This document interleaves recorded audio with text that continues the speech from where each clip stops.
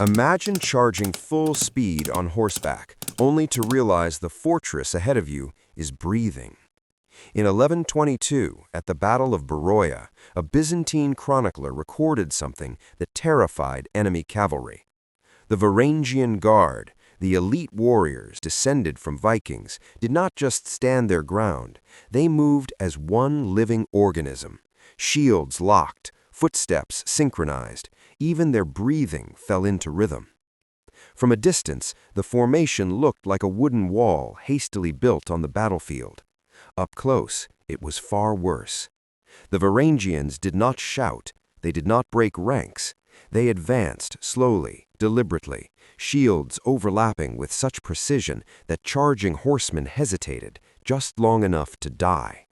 Cavalry attacks collapsed before they ever made contact, not because the wall was strong, but because the mind behind it was stronger.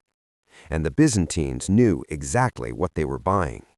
These men were paid triple the wages of normal mercenaries, not for their axes, not for their armor, but for a formation so psychologically devastating that it shattered enemies before blades ever touched. So what made the Varangian shield wall worth a fortune across 3 continents? It was not the wood, it was not the iron, it was the psychology. The shield wall erased individuality. Fear had nowhere to go. A soldier could not panic because he was not alone. He was not even himself anymore. He was a single cell in a larger body, a machine that advanced, retreated, and absorbed violence with mechanical calm. To fight it was not just to face a wall of shields, it was to face the unnerving realization that you were fighting something that did not think like a human at all. And once that thought crept in, the battle was already lost. Most people imagine a Viking shield wall as a simple line of men holding shields. That image is wrong, and it misses something far more fascinating. Because a Viking shield wall was not just a formation, it was a living system. Each warrior did not simply hold his shield, he locked it into the shields of the men beside him. About 1/3 of every shield overlapped with the next, eliminating exposed edges entirely. No gaps, no weak points. What emerged was not a row of individuals, but a single continuous barrier. But here is where it gets interesting. That overlap was not only about stopping swords and arrows, it was about how the human brain works. When a warrior's shield pressed against his neighbors on both sides, he felt constant subtle pressure, a continuous stream of information. Without looking, without speaking, his body always knew exactly where it was. Modern neuroscience calls this proprioceptive integration, the brain's ability to understand position and movement through touch and resistance alone. The Vikings didn't know the term, but they mastered the effect. Archaeological evidence from the Gokstad ship, preserved at the Viking Ship Museum, Oslo, reveals that Viking shields were carefully engineered for this purpose. Weighing roughly 5 to 7 kilograms, they were light enough to hold for long periods, but heavy enough to provide meaningful resistance. That resistance mattered. Through training, warriors learned to read pressure patterns traveling through the wall. A sudden easing of force 2 or 3 men away signaled danger, a faltering grip, a stumble, a gap about to open. Long before the eye could catch it, the body already knew. The result was something extraordinary. The shield wall functioned like a collective nervous system. Information moved through touch faster than shouted commands ever could. The formation reacted as one organism, tightening, shifting, bracing, and often before the enemy even realized an opening had appeared. And that is the real power of the Viking shield wall.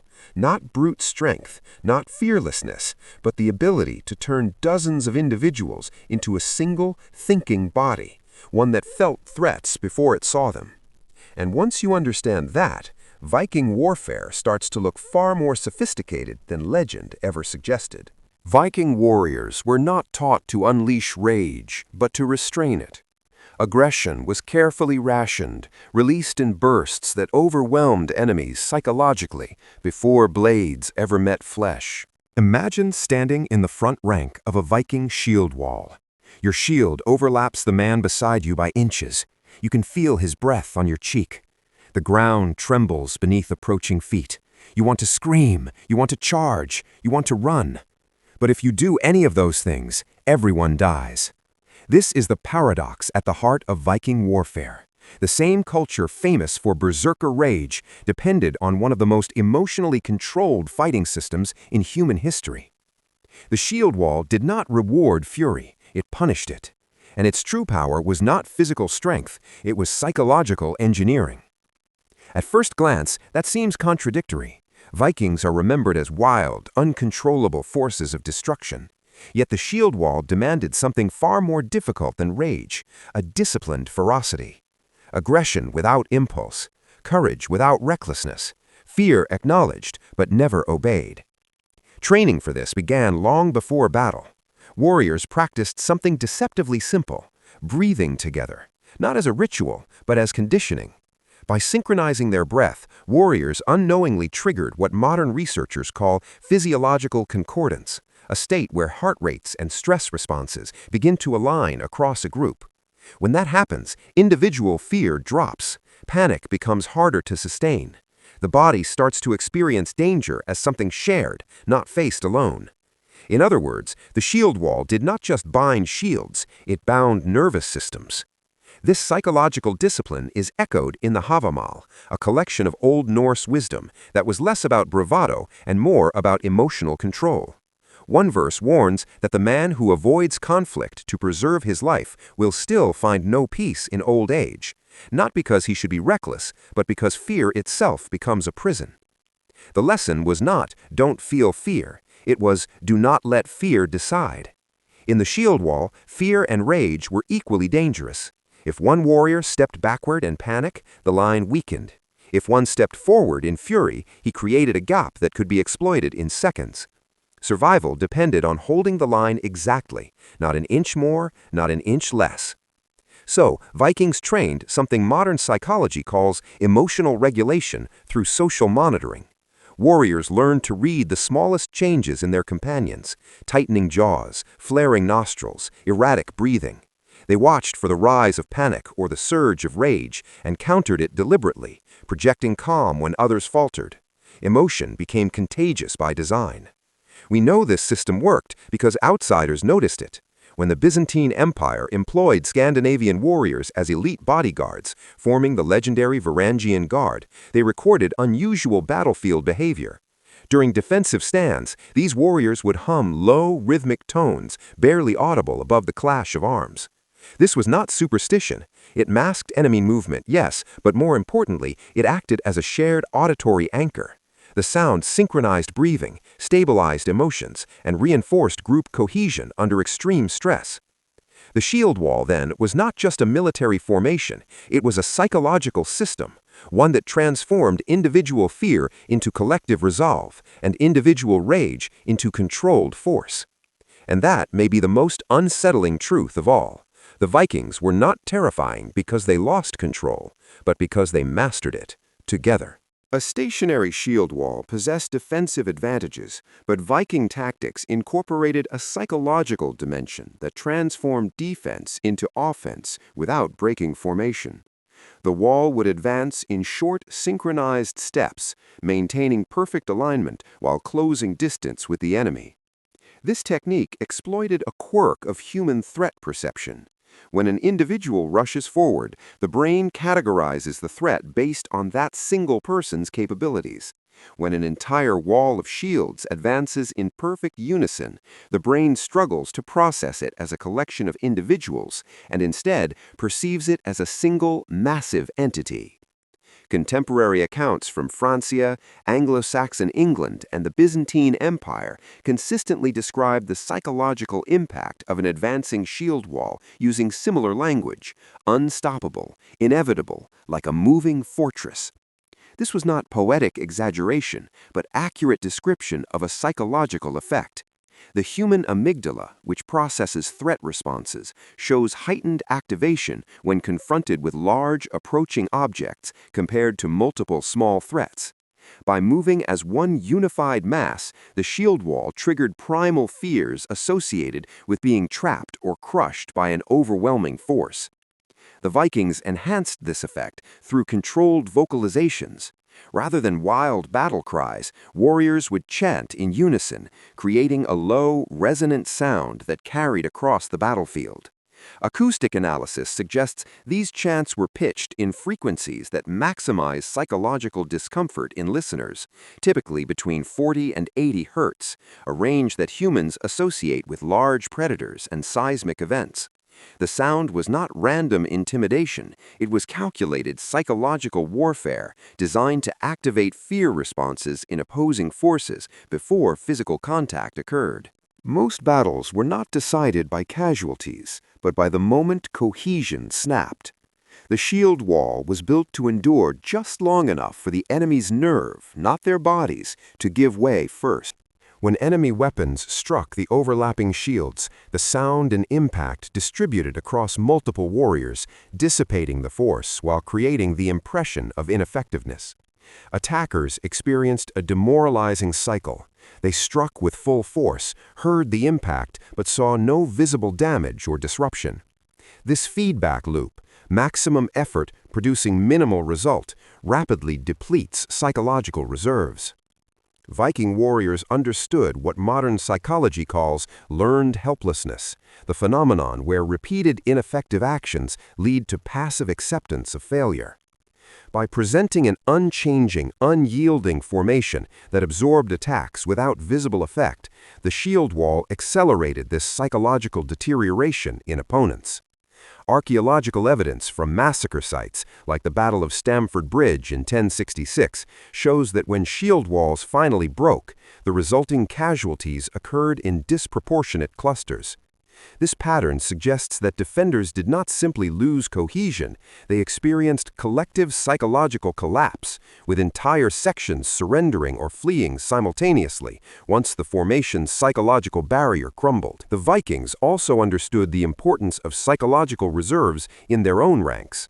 Shield walls were typically arranged with the most experienced warriors at the front and center, not just for their combat skill, but for their emotional regulation capabilities.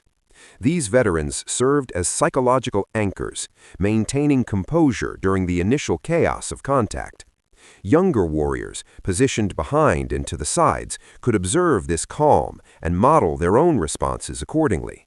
Modern military psychology has identified a phenomenon called unit cohesion, the degree to which soldiers form bonds that improve combat effectiveness. Viking shield wall tactics anticipated this research by centuries. Warriors didn't simply train together, they lived, traveled, and often shared economic partnerships. The shield wall leveraged these pre-existing social bonds, transforming them into tactical advantages. When a warrior looked left and right in the shield wall, he did not see anonymous comrades. He saw his cousin, his trading partner, his brother-in-law. The psychological calculus of holding position changed fundamentally. Breaking the line did not just risk his own life, it directly endangered people whose welfare was materially connected to his own. This social architecture created what game theorists would now call an iterated prisoner's dilemma, where cooperation was enforced not by command authority, but by overlapping networks of reciprocal obligation. The sagas frequently mention warriors who held impossible positions after their companions fell, fighting alone against overwhelming odds. These accounts are not just heroic mythology. They reflect the psychological reality that once a warrior's immediate shield brothers died, the social enforcement mechanism for maintaining position disappeared. The individual reverted to personal survival calculus, often choosing to fight to the death rather than flee and face the social consequences of abandoning comrades. So when we picture the Viking shield wall, we should not imagine a crude line of warriors simply bracing for impact. What we are really seeing is one of history's earliest experiments in applied psychology. The Norse did not prevail because they were stronger or more fearless, but because they understood how fear itself could be shaped.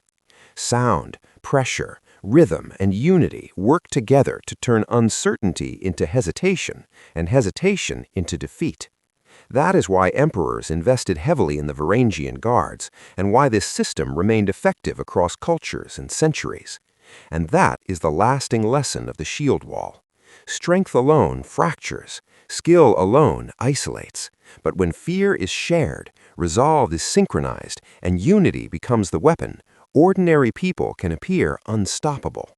On ancient battlefields, in modern organizations, where anywhere humans face sustained pressure, the shield wall still stands, reminding us that the most powerful defenses are built not just from steel, but from minds locked together. If you enjoyed this deeper look into history, make sure to like the video. It really helps the channel grow. Share it with anyone who loves military history or the hidden psychology behind great civilizations, and subscribe for more long-form stories that go beyond dates and battles to explain why history worked the way it did. And I would love to hear from you in the comments. What part of the Viking shield wall surprised you the most? Was there anything you wanted to explore further?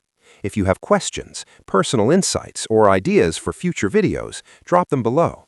Your feedback directly shapes what we cover next.